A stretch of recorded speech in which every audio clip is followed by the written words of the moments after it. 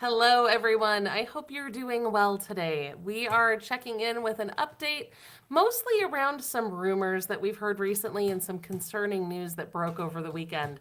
So, we have a little bit of a dual focus today. We're going to be talking about what the USDA said as far as new plans to, quote, rebuild SNAP and have everyone reapply, as well as what's going on with that Social Security letter that you may have received, because we've had a lot of questions about that November 19th deadline. And then once we're done with those updates, we are going to wrap up with a couple of quick things that you should know, including some new emergency aid and state level food benefit changes. And then after we wrap that up, I'm hoping to dive into a Q&A. So thank you for being here with us. I love being here and chatting with you guys. We've got Kaylee over here in the chat to help answer your questions as well. So let's dive in and start with that whole SNAP thing. Now, I know you're probably tired about hearing about SNAP.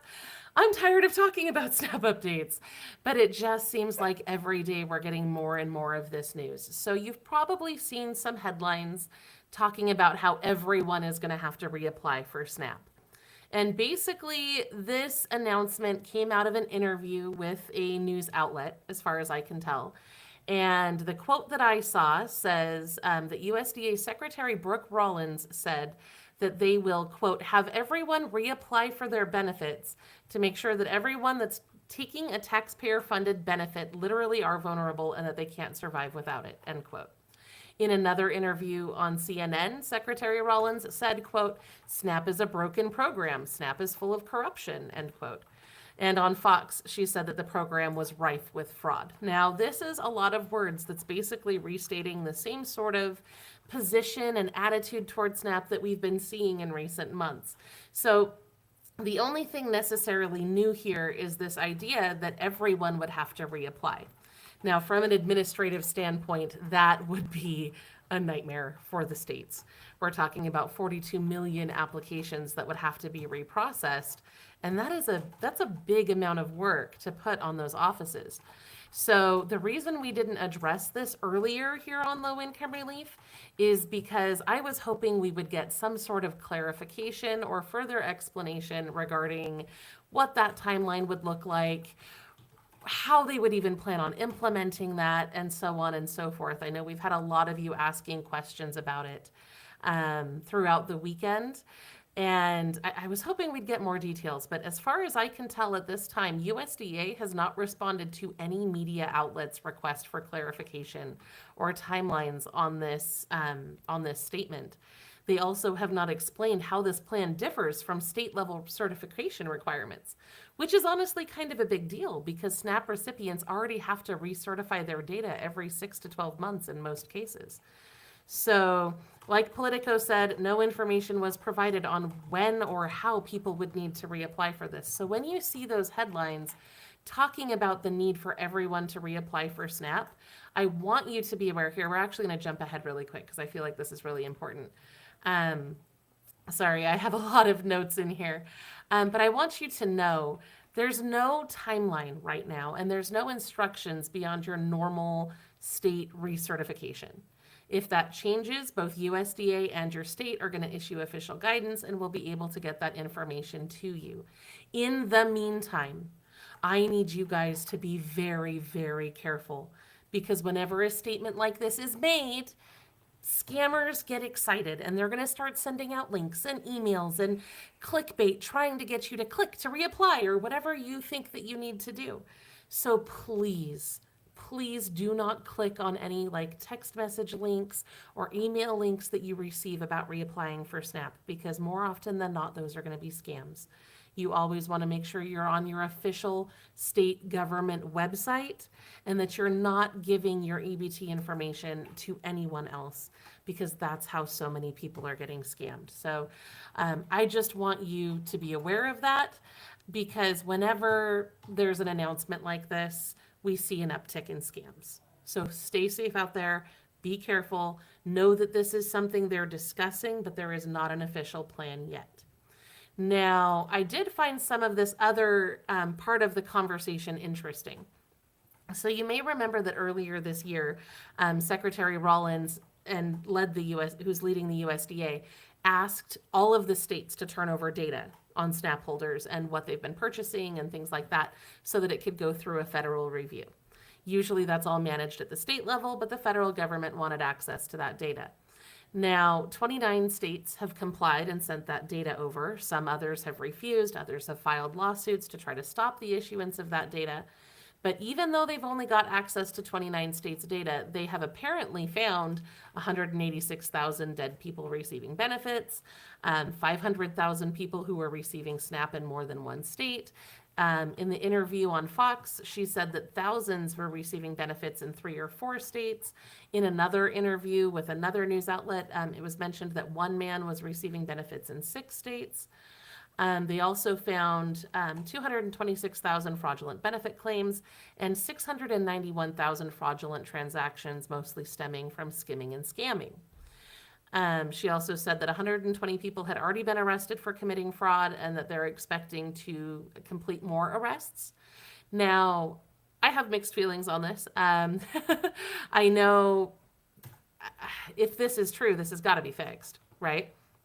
But more than that, I know how many of you have had your benefits snatched by thieves over the last, especially the last 5 years. It really started to spike during COVID with that skimming and scamming, and states are losing millions upon millions of dollars to these fraudsters who are just cloning cards and taking that money from people who need it. So if they can shore up that kind of fraud, that would probably be pretty helpful. So I know some people have expressed concerns about my politics here in the comments. I'm trying to cover everything fairly and not in a partisan way, but I do know that a lot of you have had pretty significant impacts from those kinds of thefts. Now, bearing in mind that all of this data came from the 29 states that have turned over their data, Secretary Rollins then went on to say, quote, "Can you imagine when we get our hands on the blue state data what we're going to find? It's going to give us a platform and a trajectory to fundamentally rebuild this program." And that is the quote that really got my attention, because fundamentally rebuilding a program as important as SNAP is a pretty big undertaking, right? And not only that, it's going to affect a lot of people. And so that is something we're going to be watching very closely, because they haven't exactly explained what this means. But I think we're seeing clues in terms of new work requirements, apparently everybody having to reapply, things like that, that there's going to be a more aggressive focus on SNAP going forward, which I know you're tired of SNAP news having just come out of the shutdown and all of that back and forth craziness that we went through. But I think that it's probably not going to slow down a lot. That's just my theory. And as we go forward with anything that could be changing on SNAP, we'll be here to report on that as we go. So she said, so these are the things that we're uncovering that for years no one has ever really dug into because there wasn't a system in place to do it. And they said that they are prioritizing building that system and fixing this program. And that they are going to continue it. She did say that there were vulnerable families that need this program and aren't getting it, and that's what they're working to fix. So hopefully we will see a stronger and better SNAP emerge from this, but we won't know those details until we see what's rolling out. So just to reaffirm and recap here, you're seeing a lot of headlines saying everyone has to reapply for SNAP, but that's not official yet. There's no federal timeline, no instructions. Please do not fall for any scam emails or text messages you receive, because that is going to create more fraud instead of stopping it. So we are going to move on at this point and talk about the Social Security news, and then we're going to get into the other things that we found, and then we'll dive into the Q&A. I'm sure a lot of you have thoughts on what I just shared, and I really want to dive into the chat, but I want to make sure we cover the bases for all of those who are here for all the updates. So now we're going to talk about this Social Security letter that a lot of people have asked about in the last couple of weeks. We do know that Social Security is pushing people to use the My Social Security online account so that they can send more notices like COLA increases digitally instead of only by mail. That makes sense. For those for whom this is convenient, that's honestly a great option because it's going to save the government money on postage and mailing and decrease junk mail, and there's a lot of good things that go along with having digital notices. That being said, online isn't always a viable option for everybody.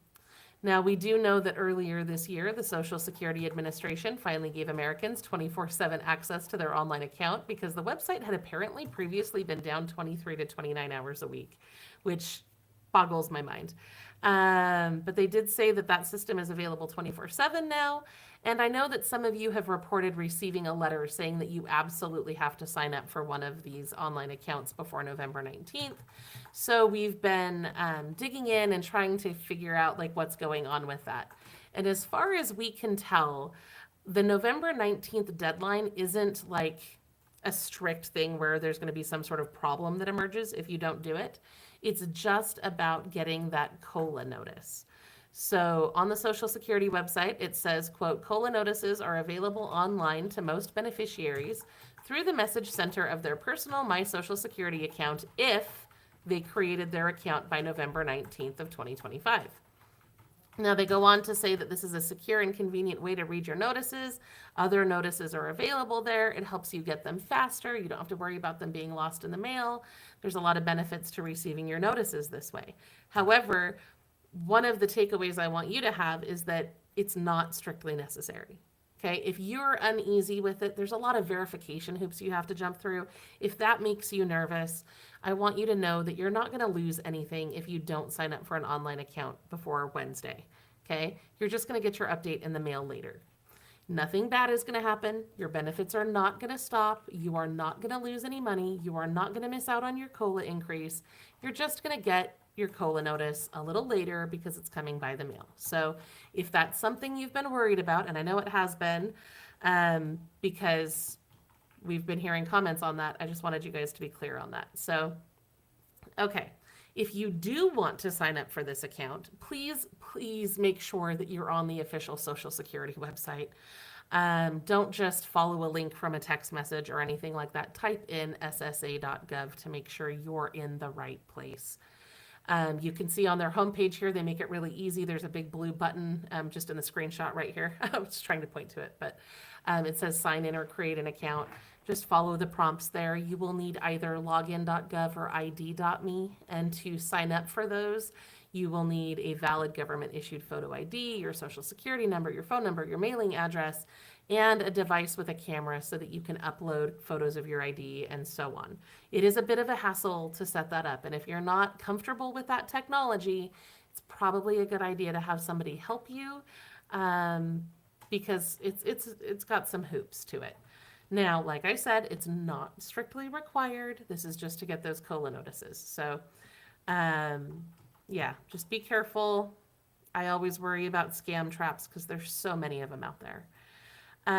Okay, so that covers Social Security. We've talked about the SNAP issues. Let's dive into a few other things you need to know, and then we'll hop into the Q&A. I can hear Keely over there. I'm assuming she's dropping links, and I think I saw Stephanie in there as well helping you guys out today. So, okay. Few other random tidbits of information that we came across in preparation of this video. The United Way of Northern California is distributing $100 gift cards for emergency food assistance after the shutdown ended. You must live in one of those counties that's listed on that slide over there in order to qualify for that, and I would encourage you to call or contact the United Way of Northern California for details if you're interested in that. We know that Wisconsin has advanced a bill that would ban the purchase of candy, soft drinks, or energy drinks with SNAP benefits. Nevada has created a new state program that would help support SNAP in the event of a future shutdown. That program is going to be called the Silver State General Assistance Program. And, I guess that was it. I thought we had more of those updates. Okay, so one thing I want you guys to know. Our team is pretty burned out after all of the shutdown news and trying to keep up with everything. I think we all probably need a little bit of a break. So I want to make sure we're still bringing videos to you guys. We're just going to probably be doing fewer of these live streams and more of our usual pre-recorded videos. If there's something that you want us to cover, because we're not going to be on live Q&A as often, we're still going to be doing that probably once or twice a week. But if there's something that you want addressed in a future video, please let us know. We would love to make sure that you're able to get the answers to your questions, and we're always happy to look into the things that you guys have questions about. So if you have suggestions for future videos, please let us know. Okay, Amanda says, most likely we are not getting $2,000 checks. Yeah, so I saw some coverage coming out over the weekend. They're saying it's being talked about. I saw a lot of intent signals, but it's pretty clear from the coverage I saw that it would require congressional approval. So until we see something introduced in Congress and working its way through the legislative branch, I'm not going to get my hopes up on it. I'm honestly, this brings up a really interesting question that I wanted to ask you guys anyways. So in recent weeks and months, we've noticed that a lot of times something is said in an interview and then there's headlines about it everywhere, and then we feel an obligation to come to you guys with a video to present the facts of what's going on. Historically, I've tried to avoid doing that just because I want to focus on like what's actually happening and actionable for you guys.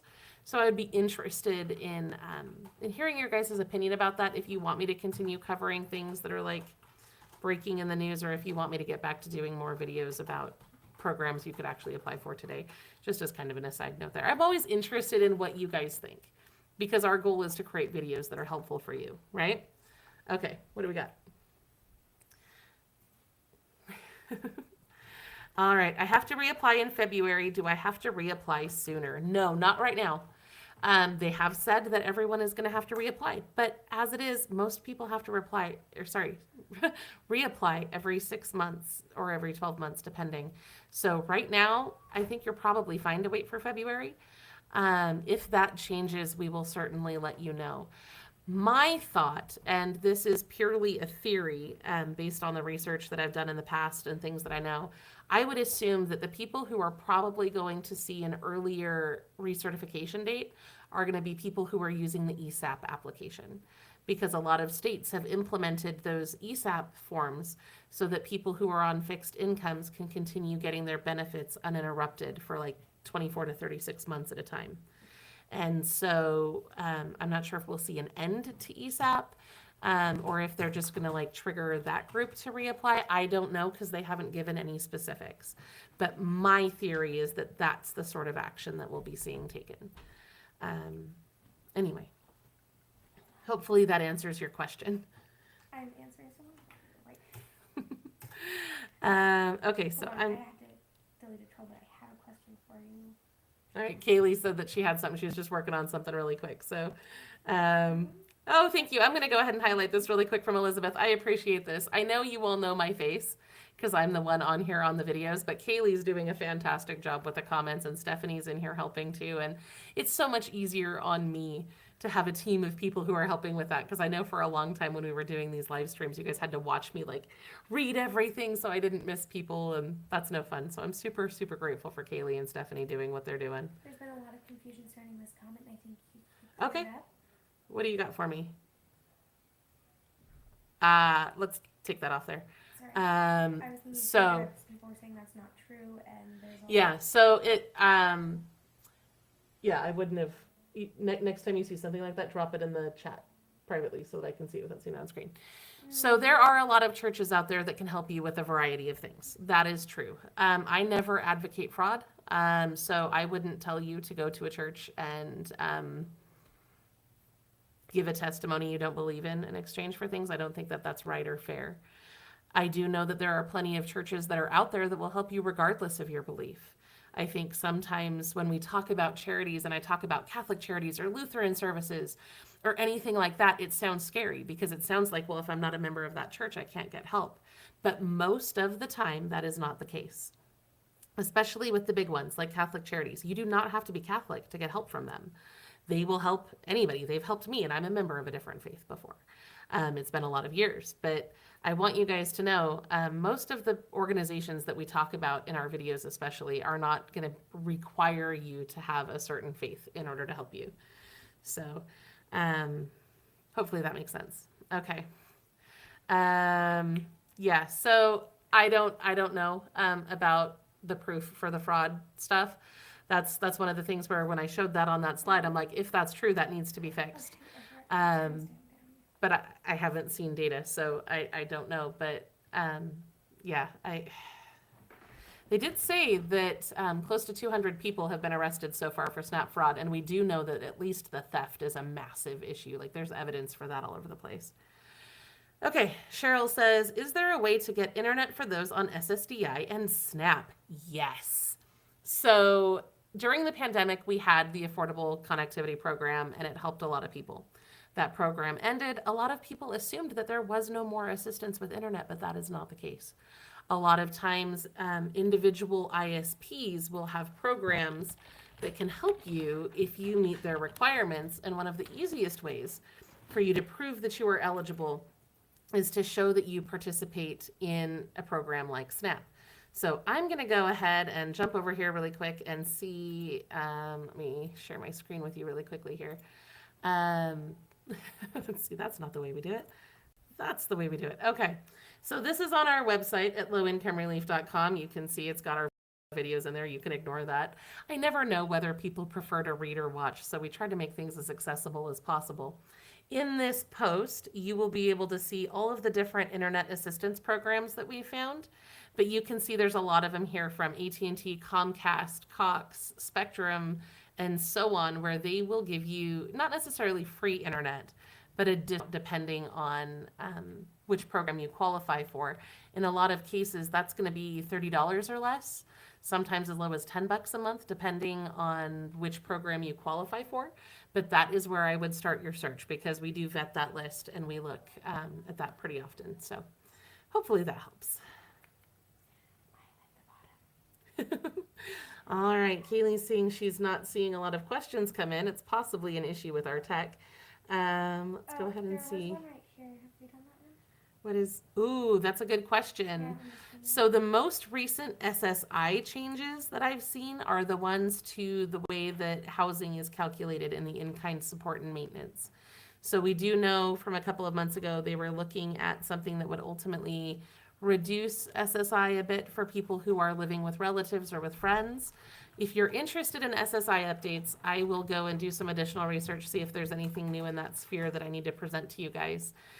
I don't have that information in front of me right now, so we will make a note of that and we'll follow up with that next time. Are you making a note for me? No. just no. That's all you got? Okay. Sorry, I have to tease her. She's my daughter. So Okay. all right. No. We need to make a note just to do some research on SSI. Okay? Alrighty. Now, did you have another question? Oh, yeah. Sorry, I guess I should respond to her in the chat. We're still learning how to do this. Okay.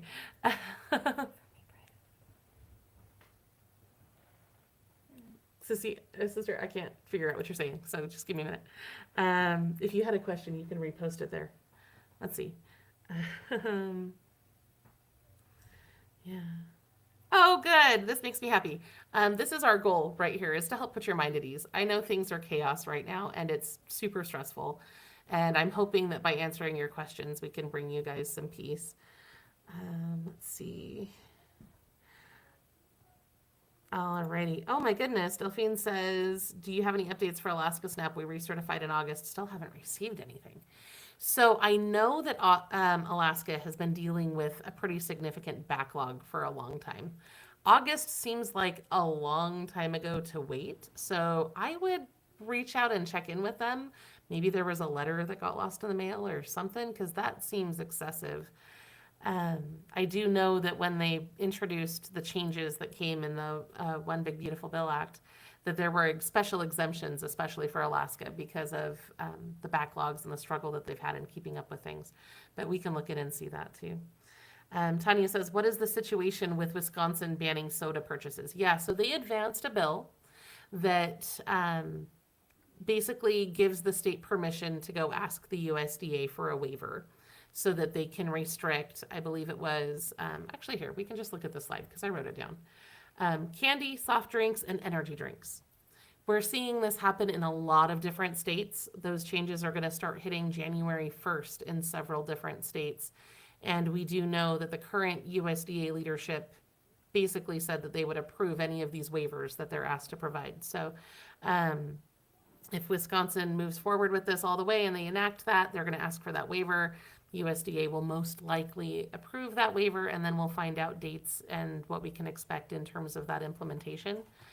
It's not something that's necessarily going to go into effect instantly. Most of them have been set for January 1st or July of next year or August, depending on what state it is, because it requires a lot of adjustments to the SNAP system and the payment processing and all of the things. So yeah, that's what's going on right now. Oh man, sometimes you guys say comments and I want to click on them, but they're not necessarily relevant. But yeah, anyway. Let's see. Yes. Bonnie is saying the work requirements do not apply to people age 65 and over and or people that are disabled. It is for able-bodied citizens. Yes. So if you are age 65 or older, you don't need to worry about the work requirements. If you have a disability and you have documentation for that disability, whether that's you're on SSDI or you have a doctor's note, then you're good. You just need to make sure that you have some sort of documentation that you can provide to make sure that you're covered by those exemptions. Okay. Let's see. I'm trying to see. I know Kaylee's having a hard time. Do you have more? What are you doing? She's working on something, so I'll see if I can find some questions. Yeah, that's stressful. Mark says the letter that the SSA office sends out shows a full social security number in the letter. I really dislike this. Yeah, I dislike that too. That seems really dangerous in this current day. Yeah. Okay. It would be very helpful if you could highlight questions. Oh, as you're highlighting questions. Fine, I won't correct you. Okay. Is that diet soda and sugar-free candy, is that what they're going to cut out too on diabetic? Yeah, Terry. It really depends on how they specifically implement it. I haven't looked exactly at the language of their bill. I can dive into that a little deeper. I know a lot of different states have been doing this really differently. One state went after like a certain percentage of sugar in the item, and they've just all used different definitions, which is going to create a lot of complexity, I think, when these changes start getting enacted, because it's going to be harder to know just like what you can and can't buy. As far as I can tell, they're just saying candy, soft drinks, and energy drinks, which to my reading, and I'm not a lawyer, would probably include the sugar-free things, but I just won't know for sure. I can reach out and see if I can get answers for that, though. All Roads Lead Home says, I am having trouble logging into ePass website. Should I go wait in line at DSS, and what to bring for verification? Okay, if you are asking about having to reapply for SNAP, don't worry about it yet. If what you're asking about is that announcement that everyone has to reapply, don't worry about it yet. If you're due for a regular recertification that you were notified about, then I would absolutely go wait in line at DSS, because you don't want to mess up any of those deadlines. You don't want to risk missing that. That is only if you've been notified that you need to reapply by the state, though. I don't want anyone to freak out and panic over the statement that was made about everyone having to reapply yet, because there have been no specifics released about that. So that's something that was said in an interview that a lot of headlines are running with, but as of right now, there hasn't been any like hard concrete information on that. So I think I said it before, but unless you're due for a recertification, don't worry about it. But if you are, like, if you're at risk of missing a deadline you've already been informed of, then I would go wait in line just to be safe. Okay. Is still for those SNAP one fair wage SNAP assistance? Oh, that's a good question. That is the $500 grant that they were offering during the shutdown. I have not looked at their website since the shutdown to see if that's something that they are still offering. I don't know if you want to go in and grab that and see, or if maybe Stephanie does, just to see if that's still operational. I haven't had the chance to look. Things have been pretty crazy over here. Yeah. Oh, I do know though. I do know that GoPuff stopped the coupon code for their $25 in free groceries, because they were doing one $25 code for the first half of the month and then the second code for the second half of the month.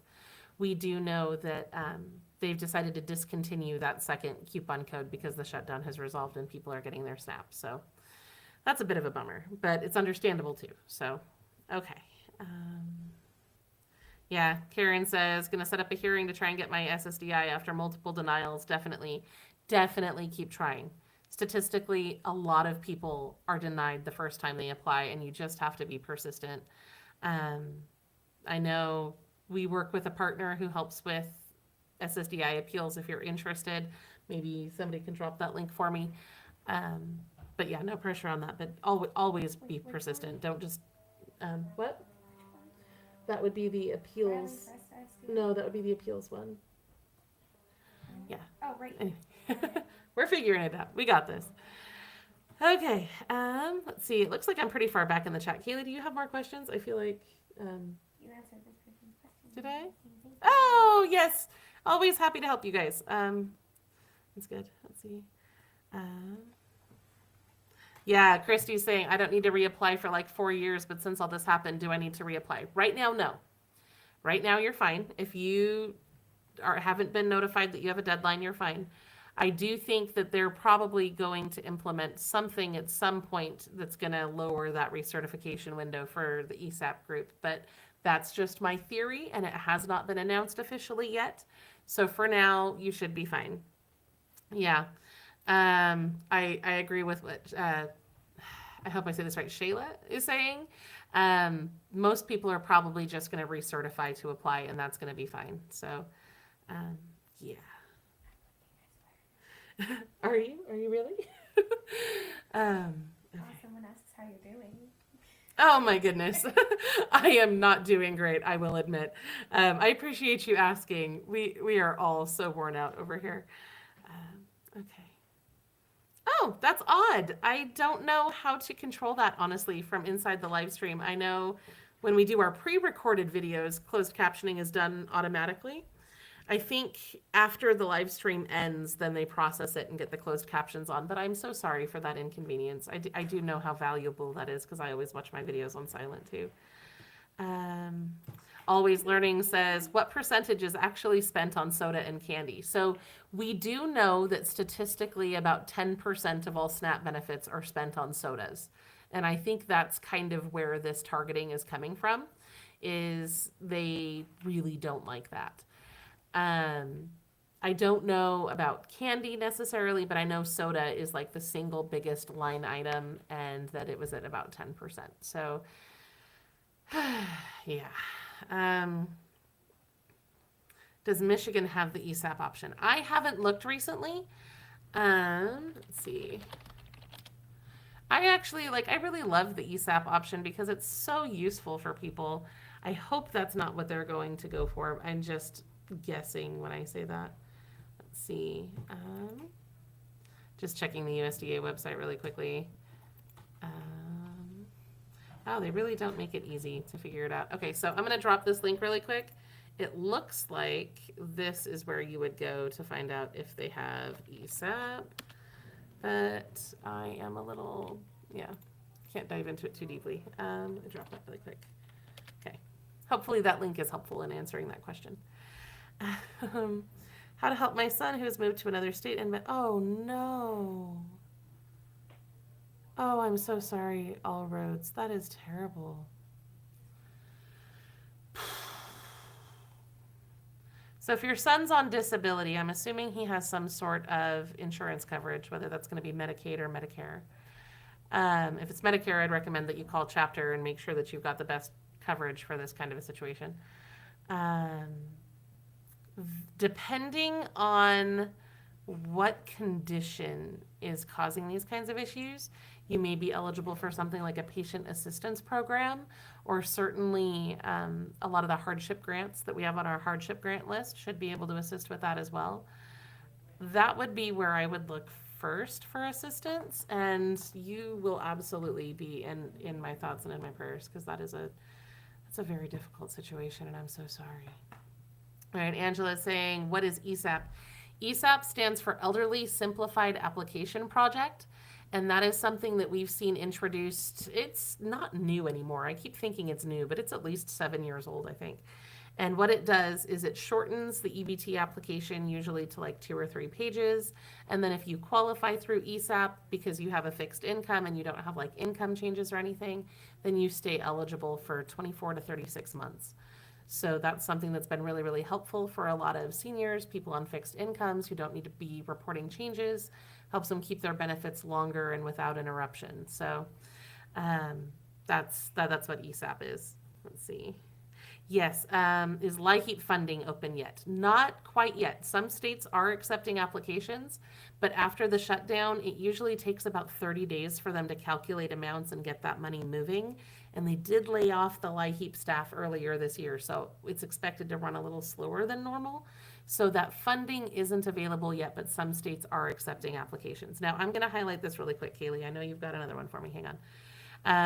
Phantom says, I'm disabled and the state of Tennessee sent ESAP letters a few months ago. They referred to it as an experimental program. That is true. So the USDA is constantly running what they call pilot demonstration projects. And these are temporary programs that are designed to test whether this change is good and useful or this change, and it just lets states have a little bit more flexibility so that they can try and experiment with different things. So ESAP is one of those. I believe these state-specific restriction waivers we're seeing are also pilot projects. There's a lot of them in a lot of places. But yes, that is a correct statement. Okay. What else do you got? What? Really? Okay. Kaylee is saying that she doesn't see any more questions on her screen. So if you have any questions and you want to jump in with those really quickly, that would be awesome. Otherwise, we may just call this one a short stream, and that is okay because let's see. Oh, that's interesting. Jocelyn says for Social Security disability, if you're hospitalized 3 or more times, you qualify for disability. That is interesting. Let's see.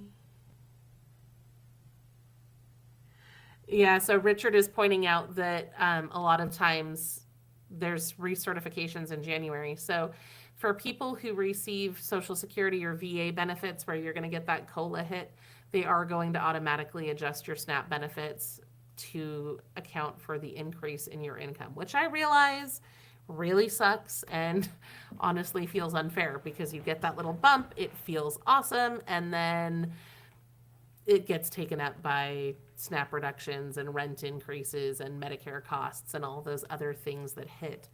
I am so sorry about that. I know it's heartbreaking. We have done another video on how to protect your SNAP from that COLA cut.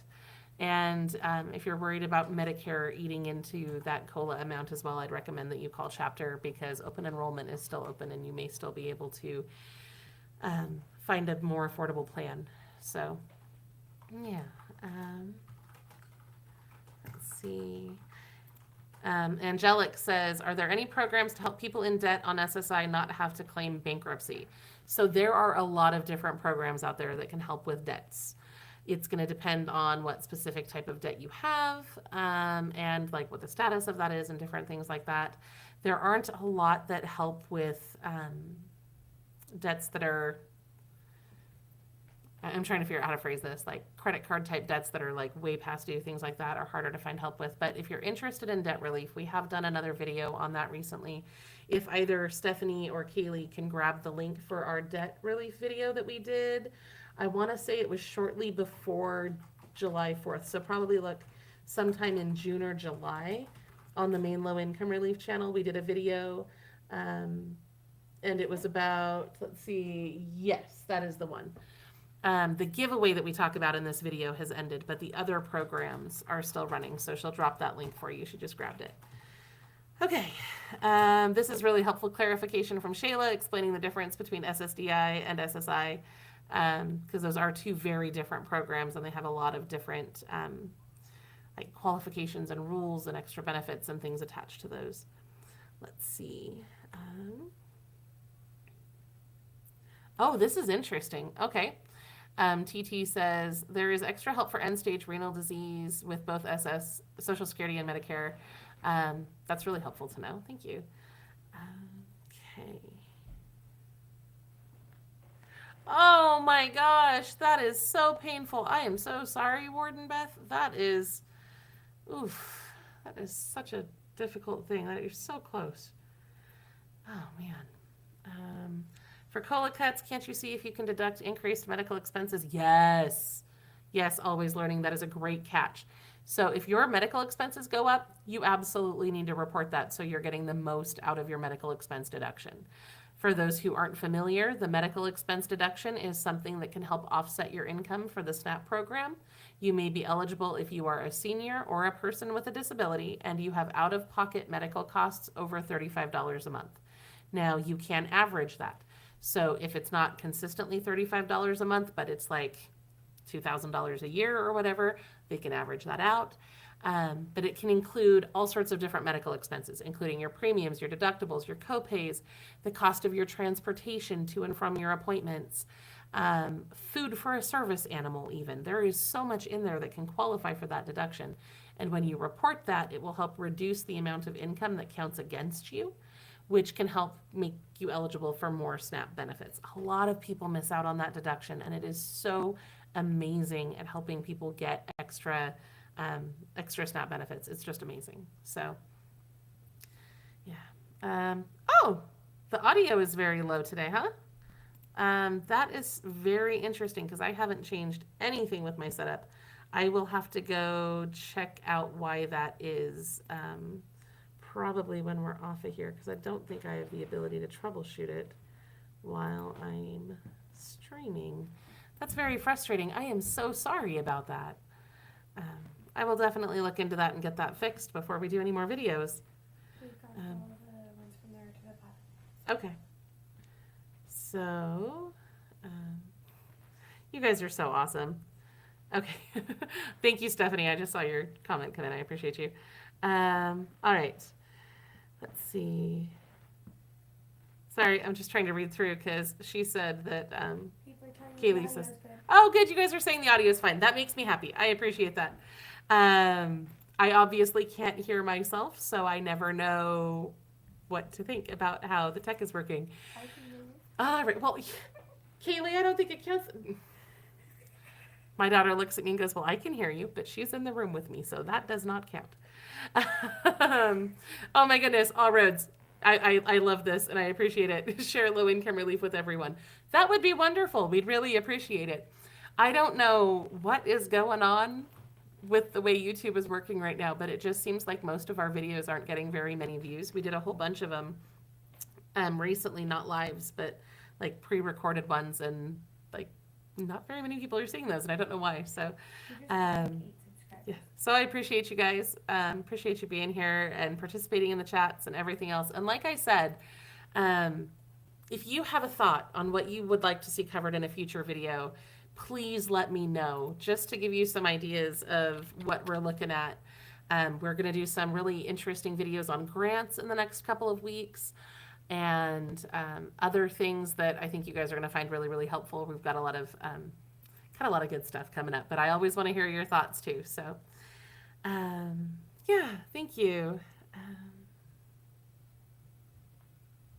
Yeah, Elizabeth. So the paper trail in your medical file is so important. It is so important to have those records. And I know that that's really hard, right? So I have a child who has, an adult child, who started having some medical issues and doesn't have health insurance. And so we're trying to figure out like how to handle that. I know that getting healthcare can be difficult, so it can be hard to have that, that paper trail. If you're having a hard time with that, federally qualified health centers are usually great resources. They usually have like sliding scale services. Medicaid obviously is a great resource for those who qualify. If you don't qualify for any of the standard health programs, but you need to build some documentation, see a provider, get some help with meds and things like that, I have a friend who introduced me to this, but there's something called direct primary care, or DPC, which is basically a doctor who establishes an office and is like, okay, I'm going to charge this much a month, And then it's like a subscription to your doctor's office, and you can go in as many times as you need and get help and things like that. So if you're having a hard time like proving your disability because you don't have health insurance, we have a list on our website of different resources that might be able to help with that. So anyway, that was a pretty long-winded way for me to explain that, I think. But are they planning on counting discharged loans as income for 2026? So yeah, so usually this wouldn't necessarily be new. Whenever loans are discharged, it often counts as basically an income. And this is true not just for discharged loans, but for a lot of different types of forgiven debt as well. And it's a pretty difficult thing because so SNAP, things like that aren't going to count that as income against you, but the IRS, it can affect your taxes. So I've seen that happen to people, and it's really, really frustrating. So as far as I'm aware, it depends on how those loans are discharged, but that is definitely something to be aware of. And I'm not an accountant. I'm definitely not an expert on taxes or the IRS. But that's definitely something that you have to be mindful of when you're getting when you're getting that kind of debt forgiveness. So, alrighty. Yeah. Interestingly, I have Love Pugs is saying that if they're taking candy and soda away, they should allow vitamins and different things. So I do know that at least one state, I'm pretty sure it was Colorado, when they submitted their bill to disallow what they're calling junk food, they also submitted another proposal at the same time that was like, hey guys, can we just let them buy rotisserie chickens?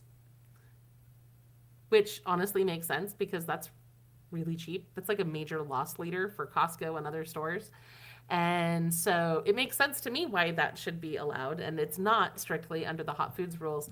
But I have seen at least Colorado, and I think there might have been one other state that got in there and was like, okay, so let's get rid of this, but let's add this because it makes sense. So as far as I know, the USDA hasn't taken any action on those proposals to add additional things, but I'm hoping that we'll see some of that come forward because I think that could be really useful for people. So, alrighty. Let's see. Yes, flavored packets for water may still be allowed after the changes. It's going to depend on what state it's in. I know at least one of the states had like a sugar percentage threshold that things couldn't pass. It's going to be interesting, right? Like we're being told that these changes are going to roll out January 1st. It's going to be interesting to see how that goes because that's going to take a lot of change in the system, and it's never been done before. So we'll have to, yeah, it's probably something we're all just going to experience together. But, okay. So Riva says with Snap, did we click on the same thing? And we just did it again. Stop clicking. The same thing at the same time. Stop clicking. That's the third time you clicked on it with me. Stop clicking. Just talking to my daughter. Okay. So Riva says, with SNAP medical deduction, is it just rides to the doctor? I'm blind, so Uber taxi is a huge cost. Uber taxi should count. In some cases, no, yeah, that should count because you can also deduct like miles and different things as well. So I think that is something that would probably count for you. I would definitely look into that. There's all sorts of different things in there that count. I've seen some pretty interesting things when I dive into the fine print on some of these programs. Okay. Yeah, so Karen is saying it'd be interesting. It affects other sugary things. I know in one state, juices over a certain sugar percentage were also included. That's going to be one of the biggest frustrations as we see that roll out, is that it's going to be so piecemealed by state. And I don't know, like for people who live on border towns between state lines, I don't know how that's going to work either. I have a lot of unanswered questions, and USDA has not been very forthcoming about the details. I'm assuming that as we move into December and we get closer to the rollout of some of those changes, that we will see more guidance coming out, and I will absolutely tell you guys everything I learn about it as things change. So, yeah, let's see. Yeah, Amanda, you can buy a rotisserie chicken if it's cold, but not if it's hot. And that's why so many stores have, like, they put some of them in the heater and they put some of them in the cooler with an EBT sticker. And that just seems silly, right? It's literally the same product. You're just making the store go through extra steps to sell it that way. And it just seems silly. Yeah. right? And this is why it's important, because like Doug's is pointing out, being able to buy a rotisserie chicken would be amazing, because you can get 4 to 5 meals out of one chicken, and they're usually like, I don't know what they cost in your area, but in my area they're usually like $5-6. Like that is a really good deal. So I'm hoping we'll see that one happen. It hasn't moved forward yet, but we're hoping. Let's see. I don't know if anyone's asked, but many How does it people say have only 10%? received half or less than half of their SNAP benefits for November. Yes, you will get the full benefits for the month. That funding was made available when the shutdown resolved. Some states are still catching up, especially if they already issued partial, then they have to go in and recalculate again to issue the remainder. To my understanding, most states are supposed to finish issuing all of that by tonight. And then if your normal deposit date is after today, then you would get it on your normal day. I know some states are taking a little bit longer than that, but the majority should have it at least by the next couple of days, if not by tonight. We are still trying to track that state by state on our website, but it's been a little overwhelming because the announcements aren't coming out as steadily now. Okay. Let's see. I guess I shouldn't be reading through. I'm acting like you're not at work. You got anything else, Kaylee? Oh, this is a good concern too. Amy says on Fetch and other cashback apps, I usually see more junk food items qualifying than healthy food. Not always, but yeah, I've noticed that as well. I've recently made some changes to the way I eat. I'm trying to eliminate more and more of the like processed foods, and that is so hard. But most of the cashback offers on those apps tend to be very specific items, and that's going to be difficult too. Yeah. Let's see. Alrighty. Okay, well, I think we are probably going to sign off here. It looks like we're coming up close on the 1 hour mark, and I'm trying to keep these to about an hour. So thank you guys so much for being here. I hope this video was helpful to you. If you guys have ideas for our upcoming videos, please let us know. We want to make sure we're creating the content that's helpful for you guys. And don't forget to give Chapter a call if you have Medicare, because we are still in the middle of open enrollment. There's still time to make sure that you're on the best possible plan for the new year. So I appreciate you, and we will be back tomorrow with more ways that you can get